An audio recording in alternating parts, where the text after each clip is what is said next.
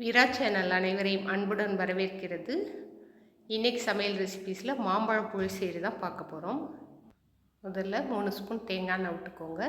கடுகு, பருப்பு, சீரகம் போட்டு தாளிச்சிக்கோங்க. அப்புறமா நறுக்கி வச்சுருக்க இஞ்சி, வெங்காயம், கருவேப்பிலை அதையும் போட்டு நல்லா தாளிச்சிக்கோங்க. நீங்கள் மஞ்சப்பொடி இந்த ஸ்டேஜில் போடணுன்னா போட்டுக்கோங்க, நான் ஸ்கிப் பண்ணியிருக்கேன். அப்புறமா 4 ஸ்பூன் தேங்காய் துருவல், சின்ன வெங்காயம் 6 பீஸ், பூண்டு 4 பல், அரை ஸ்பூன் ஜீரகம், பச்சை மிளகா நான் 2 போட்டிருக்கேன். காரத்திற்கு ஏற்ப நீங்கள் போட்டுக்கோங்க. தேவையான உப்பும் போட்டுக்கோங்க. இது கொஞ்சம் தண்ணி நல்லா வற்றினதுக்கப்புறமா நறுக்கி வச்சுருக்க மாம்பழ துண்டுகளையும் போட்டுக்கோங்க.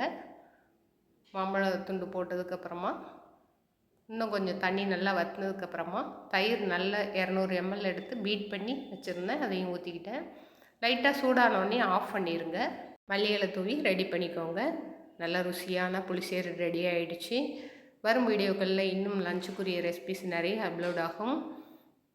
சாரீ குச்சி டிசைன்ஸ் கோலங்கள் கூட வீரா சேனலில் அப்லோட் பண்ணிக்கிட்டு இருக்கிறோம்.